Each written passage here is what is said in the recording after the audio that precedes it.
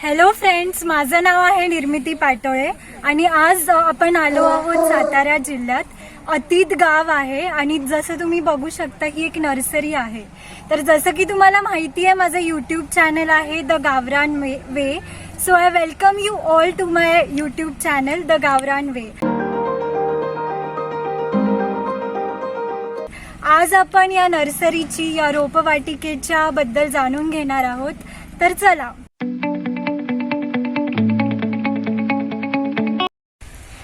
तर आज आपल्यासोबत आहेत शुभम यादव. त्यांनी BSc अग्री केलं आहे. आपण पूर्ण या नर्सरीची माहिती त्यांच्याकडनं जाणून घेणार आहोत. नमस्कार शुभमजी, तुमचं स्वागत आहे आमच्या यूट्यूब चॅनलमध्ये. तर पहिली गोष्ट मला ही सांगा की काय वैशिष्ट्य आहे. साधारणतः 1990 साली पप्पाने आणि आईने माझ्या 1-2 गुंठ्यामध्ये याची सुरुवात केलेली. साधारणतः सुरुवात करण्यापाठीमागचा याचा उद्देश असा की सुरुवातीला आम्हाला रोपं आणण्यासाठी आष्ट्याला जावं लागायचं. मग साधारणतः पप्पांनी आष्टा जो आहे सांगली जिल्ह्यामध्ये येतो, तर त्या अंतर पप्पांना लांब पडायचं.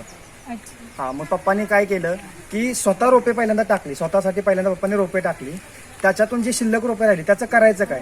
मग शेतकऱ्यांना जसं हळूहळू माहिती पडलं की काय नाही बाबा इथं रोपं भेटतात, तशी ती राहील जी स्वतःच्या शेतात रोपं लावून जी शिल्लक राहतील ते आम्ही शेतकऱ्यांना देऊ लागलो. आणि त्याचा जो रिझल्ट होता तोही त्यांच्याकडून म्हणजे एकदम बेस्ट यायला लागला. त्याच्यामुळे सुरुवात पप्पांनी करताना की 1-2 गुंठ्यामध्ये याची पहिल्यांदा सुरुवात केली. जसं जसं अनुभव येईल तसं तसं त्यांनी त्याच्यामध्ये वाढ करत आजपर्यंत 2.5 एकरामध्ये ते पोहोचले. ओके. आणि किती प्रकारची रोपं आहेत? साधारणतः इकडे मिरची, वांगी, टोमॅटो, कोबी, फ्लावर, वेलवर्गीयमध्ये काकडी, कलिंगड, तुमचं टरबूज, त्याच्यानंतर जे शेतकरी आपले ऊसाच्या पहिल्या कांड्या लावायच्या, नंतर पद्धत आली 1 डोळा पद्धत रोपांची ऊस. आणि ते करत असताना ऑर्नामेंटल्समध्ये बोटल पाम, क्रिसमस ट्री, पॅननस आणि आपले जे फळ विभाग आहे त्याच्यामध्ये आंबा, चिक्कू, नारळ, पोपई, परत संत्रा, मोसंबी, डाळिंब अशा विविध वेगवेगळ्या प्रकारची रोपं आपण फळं. त्याच्याबरोबर गार्डनिंग साठी सुद्धा जी रोपं लागतात, गार्डन जे आपण तयार करतो ते सुद्धा आपण अवेलेबल करून देत असतो. जो आपला लॉन असतो, ग्रास लॉन असतो, तो सुद्धा आपण अवेलेबल करून देत असतो. ओके. कोणतं खत वापरता तुम्ही? प्रत्येक याची ट्रीटमेंट आहे. पहिली स्टेज जर असेल तर साधारणतः ह्युमिक 22-3 क्लोरो. तुम्ही सेकंड स्टेजला गेलात तर 0050 आहे. काय नक्की त्याचा पहिल्यांदा जाऊन तिथं बघा त्याचा नेमका आजार काय आहे, कसं याचं रोपांवरती. समजा इथे जर कीड पडलेली असेल तर साधारण त्याला कीटकनाशक दिलं पाहिजे. त्याला जर टॉनिकची गरज असेल तर त्याला टॉनिक दिलं पाहिजे. ऑर्गॅनिक फार्मिंग बद्दल काय? ऑर्गॅनिक मध्ये समजा सांगतो आपल्याला कस्टमर सातारा आहे, कोरेगाव, कराड एक छोट्या प्रमाणात करतात. ऑर्गॅनिकचं जर घ्यायचं म्हटलं तर साधारणतः त्याचं उत्पादन कमी असतं. मी माझ्या स्वतःच्या परसबागेमध्ये ऑर्गॅनिक करतो, पण त्याचं जे उत्पादन असतं ते अतिशय कमी प्रमाणात येतं. पण आपल्या शरीराला जे रासायनिक म्हणतो आणि ऑर्गॅनिक म्हणतो, ऑर्गॅनिक मध्ये काय काय तुम्हाला सांगतो. जी आपली स्लरी असते, स्लरी कशापासून बनवतात, आपला गूळ असतो, साधारणतः माती, शेण, आपलं ताक आणि बाकी मग बेसन पीठ वगैरे असतं. त्याची चांगली कुजवून 8 ते 9 दिवस कुजवायची चांगली स्लरी हे. आणि एक उत्तम प्रकारचं एक गांडूळ खत आणि शेणखत, हे 3 एकत्र करून समजा एखादं वांग्याचं रोप लावलेलं आहे किंवा हा कोबी आहे तुमचा, साधारणतः हा कोबी आहे. कोबी ट्रान्सप्लांटिंग केल्यानंतर आपण त्याला काय करतो, काय काय शेतकरी रासायनिक फवारण्या करतात. रासायनिक फवारण्या केल्यानंतर त्याचं उत्पादन वाढतं पण ते खाण्यासाठी थोडंसं हे असतं. तसं जर तुम्ही ऑर्गॅनिक मध्ये बघाल, ऑर्गॅनिकला जर तुम्ही ह्याला स्लरी ड्रिंचिंग वगैरे दिली किंवा स्प्रे दिला तर ते खायला पण उत्तम आणि चवीला पण म्हणजे उत्तम राहतं. हा रासायनिक आणि ऑर्गॅनिक मधला फरक आहे. तुमच्याकडे कस्टमर जास्त कोणते येतात, म्हणजे शेतकरीच येतात की? ऑल ओव्हर असतात. शेतकरी असतात, सिटीमध्ये म्हणजे पूर्ण ऑल ओव्हर. असं नाही की बाबा फक्त शेतकरी येतात. काय कायना कुंड्यांची आवड असते, गार्डनची आवड असते. 1-2 रोपं नेऊन सुद्धा लावणारी स्वतःच्या टेरेस होत्या. एक साळुंके डॉक्टर आहेत सातारचे, तर ते काय करतात साधारणतः तुम्हाला सांगतो इथून आता त्यांचे आणि आमचे संबंध घरच्यासारखे आहेत एकदम. मग ते काय करतात 2-2 रोपं फक्त नेतात आणि त्यांची जी गॅलरी आहे, सॉरी त्यांचं जे टेरेस आहे, टेरेसवरती जी आपली कुंडी असते त्या कुंडीमध्ये एक रोप लावतात. आणि साधारणतः हा एक टप्पा पूर्ण केल्यानंतर 15 दिवसाच्या टप्प्याने पूर्ण करतात. कारण एकदम परत सगळे येणार, त्याच्यामुळे ते थोडा गॅप देत ऑर्गॅनिक ते करत असतात. आपलं साधारण तुम्हाला सांगतो इकडे जालना, विजापूर, सांगली, सातारा ऑल महाराष्ट्रात जाऊन आता परवा एक कस्टमर आले, त्यांना मी कांदा आणि कलिंगडची गोव्यामध्ये डिलिव्हरी दिली. हा, गोवा राज्यात दिली. म्हणजे पूर्ण महाराष्ट्रात जातात, शिवाय महाराष्ट्राच्या बाहेर सुद्धा विजापूर, परत बाकी इकडे आता आर्मीमध्ये वगैरे काय लोक असतात, मग तिथं सुद्धा ते हे करतात. हा बरोबर. शेत म्हणजे ते त्यांच्या जे हे असतं शेती असते त्यांची, तिथं सुद्धा मग ते करतात. तर आता आपण पार्ट बाय पार्ट बघणार आहोत की कशी एक्झॅक्टली प्रोसेस चालते. तर फर्स्ट प्रोसेस एक्सप्लेन करणार आहोत. काय असते exactly? साधारणतः ही पहिली प्रोसेस आहे. साधारणतः हा पूर्ण रिकामा आहे. याच्यानंतर आपण काय करतो, जे आपलं कोकोपीट असतं, तर जे कॅरेट असतं त्याला खाली चाळा असतो त्या कॅरेटला, तर ते पूर्ण कोकोपीट आपण चाळून घेतो. साधारणतः एक 5,000 आपल्याला सीड्स त्याच्यामध्ये टाकायचं आहे. तर त्या पद्धतीनं आम्हाला अंदाज असतो की एवढ्यामध्ये एक 5,000 सीड्स बसतं. तर पहिल्यांदा पूर्ण ते कोकोपीट चाळून घ्यायचं. ओके. चाळून घेतल्यानंतर पूर्ण ते साफ करायचे. साफ केल्यानंतर जे आपलं सीड्स असतं, सीड्स पूर्ण प्रत्येक जास्त दाट पण टाकायचं नाही, जास्त पातळ पण टाकायचं नाही. सीड्स पूर्ण सगळीकडे एकसारखं सीड्स त्याचं जे बी असतं ते पडलं पाहिजे. ते एकसारखं बी पडल्यानंतर परत त्याच्यावरून दुसरा लेअर द्यायचा, ते पूर्ण झाकून टाकायचं. जे कोकोपीट आहे ते पूर्ण झाकून टाकायचं. कुठेही बी तुमचं उघडं नाही पाहिजे. जर बी जर उघडं पडेल तर ते उगवून येत नाही. पूर्ण त्याच्यावरती कोकोपीटचा लेअर दिल्यानंतर चांगलं पाणी मारायचं. पाणी मारल्यानंतर जे आपलं शेडनेट असतं, शेडनेटने ते पूर्ण झाकून ठेवायचं. झाकून ठेवल्यानंतर साधारणतः एक 6 दिवसात तिसऱ्या दिवशी त्याला कोंब फुटतात.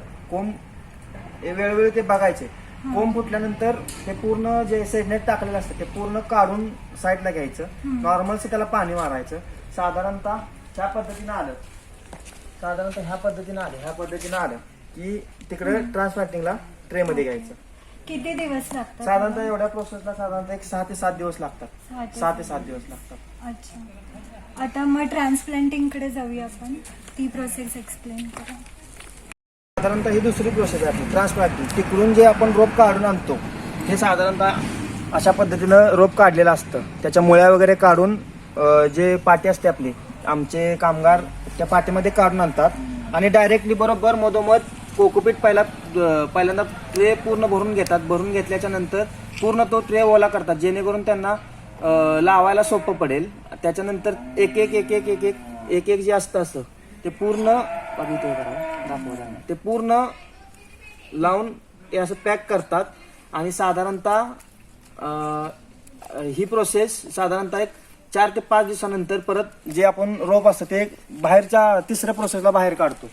पहिली प्रोसेस बघितली, दुसरी प्रोसेस बघितली, तुम्हाला थोडंसं जाणवलं की त्या रोपांमध्ये आणि ही जी तिसरी प्रोसेस आहे आपण सूर्यप्रकाशामध्ये जे काढलेलं आहे, आतमध्ये पॉलिहाऊसमध्ये होतं. पॉलिहाऊसमध्ये जर समजा आपण तसाच जर ट्रे ठेवला तर तो पूर्ण एक शिवडी जाणार, म्हणजे त्याला पाणी वगैरे फुटवा वगैरे होणार नाही. आणि ते शेतकऱ्यांना म्हणजे योग्य नसतं, लावणी योग्य नसतं. तर हे जे आहे आपण ते सूर्यप्रकाश त्याला मिळण्यासाठी आपण तिसऱ्या प्रोसेसमध्ये बाहेर काढलेलं आहे. तुमचा तुम्हाला फरक जाणवतोय की पहिली स्टेज जी होती ती एकदम छोटी होती, दुसरी होती ती त्याच्यापेक्षा थोडी मोठी होती, आणि ही जी थर्ड स्टेज आहे ती त्याच्यापेक्षा मोठी आहे. साधारणतः आतमध्ये 2-3 पानं होती, आता साधारणतः 1 2 3 4 5 1 2 3 4 आणि हे 5वं पान फुटलेलं आहे. म्हणजे तिसऱ्या प्रोसेसला साधारणतः 5 पानं फुटलेले आहेत. साधारणतः ह्याची आम्ही स्टेज बघून ट्रीटमेंट करत असतोय. आणि ट्रीटमेंट केल्यानंतर त्याच्यावरती कशाची आवश्यकता आहे, त्याला काय कमी आहे, ते प्रोसेसनं आपण त्याला देत असतोय. आणि चौथी प्रोसेस जी असते ती डिस्पॅचची असते. शेतकऱ्यांना जे आपण रोपं देतो ती शेवटची जी प्रोसेस असते ती चौथी प्रोसेस असते. त्याच्यामध्ये डायरेक्ट शेतकऱ्यांना आपण डिस्पॅच करत असतो, म्हणजे देत असतो. म्हणजे ह्याच्यामध्ये सूर्यकिरण जास्त जास्त इम्पॉर्टंट आहे. ह्याच्यामध्ये चेक करतात की काय ह्याला कमी आहे, रिक्वायरमेंट काय. पाण्याचं मी बघितलं आता, खूप छान सिस्टम बनवली आहे. तर कसं चालतं म्हणजे साधारणतः काय केलेलं आहे, जे पहिले आपले बोर आहे, बोरचं पाणी आपण विहिरीत टाकलेलं आहे आणि विहिरीतून सायपन्न पाणी आणून आपण नर्सरीमध्ये 50,000 लिटरची टाकी केलेली आहे. साधारणतः सिंगल फेज वरती ही जी मोटर आहे ती शेतातली जी लाईट असते ती 3 फेजची असते आणि शेतातली लाईट कंटिन्यू नसते. तशी जे सिंगल फेज असते ते कंटिन्यू आठवडा कंटिन्यू जे सिंगल फेज असते ती लाईट कंटिन्यू असते. मग इथे सिंगल फेज वरती मोटर बसवलेली आहे आणि 50,000 लिटरची टाकी करून, एक विहिरीसारखीच 50,000 लिटरची टाकी करून डायरेक्ट त्याला मोटर अटॅच केलेलं आहे. आणि बोरवरती ते प्रेशर येण्यासाठी पूर्ण पाण्याची सिस्टम आपण राबवत असतो. आणि दुसरी गोष्ट, ज्यावेळेस लाईट नसेल तर रोपांना पाण्याची गरज असते, तर ऑप्शन म्हणून आपण जो जनरेटर आहे तर तो जनरेटर सुद्धा ऑप्शन म्हणून ठेवलेला आहे. समजा की लाईट जरी गेली किंवा काय प्रॉब्लेम झालं तर जनरेटर सुद्धा आपल्याला उपयोगी पडतो. पाण्यासाठी. आणि ते अवतीभोवती सगळी शेती आहे, तर तो पण फायदा होतच हा. असेल ना तुम्हाला? होतं.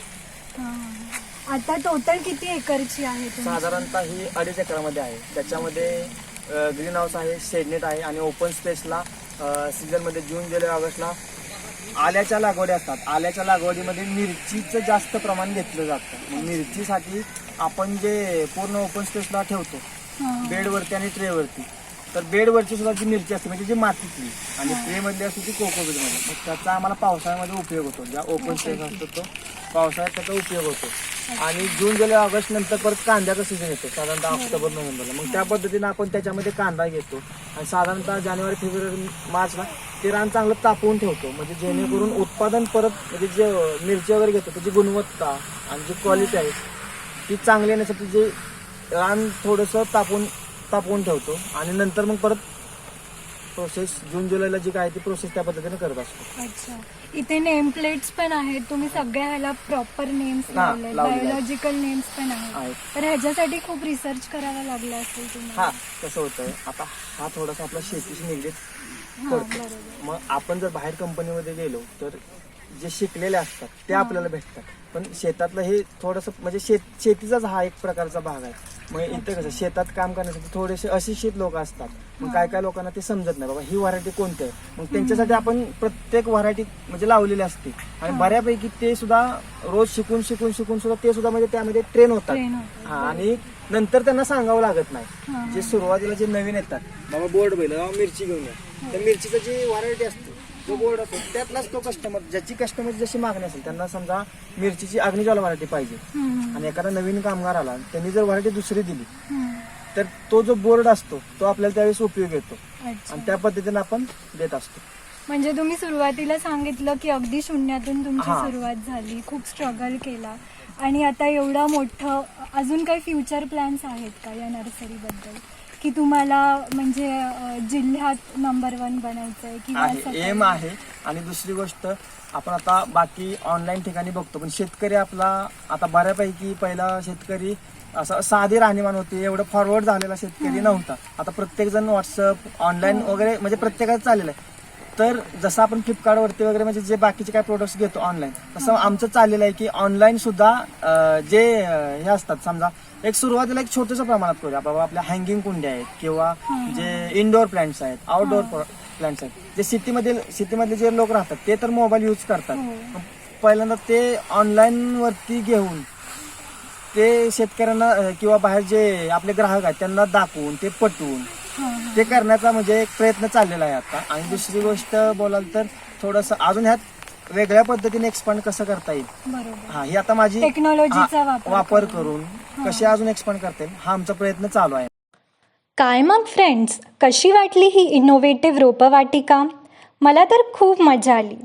ॲज अ जर्नलिझम स्टुडंट मला नेहमीच वाटायचं की मीडियाने आपल्या रुरल कल्चर, बायोडायव्हर्सिटी, इकॉलॉजी आणि एन्व्हायरमेंटला जास्त कव्हरेज दिलं पाहिजे. तुम्हाला एक गोष्ट सांगू का? मी जेव्हा जर्नलिझम शिकत होते तेव्हा बुक्समध्ये हेच वाचलं होतं की environmental journalism is a very important beat of reporting. पण आज खरंच जाणवलं की भारतातल्या निसर्गसृष्टीला समृद्ध करणे ही आपलीच जबाबदारी आहे. आज या नर्सरीमध्ये मला खूप काही शिकायला मिळालं. जैविक स्लरी काय असते, रोपांना लागणारी खतं किती प्रकारचे असतात, ट्रान्सप्लांटिंग कसं करतात, ही आणि अशा अनेक प्रश्नांची उत्तरे मला मिळाली. आता हेच बघा ना, जर आपण कॉलीफ्लॉवर म्हणालो तर त्याचे पण वेगवेगळे जाती आहेत. फुजियामा, टेट्रिस, दिशा, धवल अशा नावांची सीड्स आहेत. जर आपण कोबी म्हणालो तर कोबीचे पण वेगवेगळे सीड्स आहेत. सेंट, ग्रीन रॉक असे अनेक नावं आहेत. भलरी रोपवाटिकेचे मॅनेजर शुभम यादव यांनी अत्यंत डिटेलमध्ये आणि सोप्या भाषेत या नर्सरीबद्दल सांगितले. तुमच्यातले काही बायो स्टुडंट्स बॉटनी शिकत असतील. बॉटनीच्या सिलेबसमध्ये हे सगळं असेलही, पण शुभम यादव यांच्या मते पुस्तकी ज्ञानापेक्षा प्रॅक्टिकल नॉलेज जास्त इम्पॉर्टंट आहे. एक गोष्ट आवर्जून सांगायला आवडेल, शुभम यादव यांनी अगदी सोयीस्करपणे टेक्नॉलॉजी आणि पारंपरिक पद्धत यांचा समतोल साधला आहे. सो तुम्हाला हा व्हिडिओ आवडला असेल तर नक्की लाईक, शेअर आणि कमेंट करा. आणि हो, द गावरान वे या आपल्या चॅनलला नक्की सबस्क्राईब करा. थँक्यू.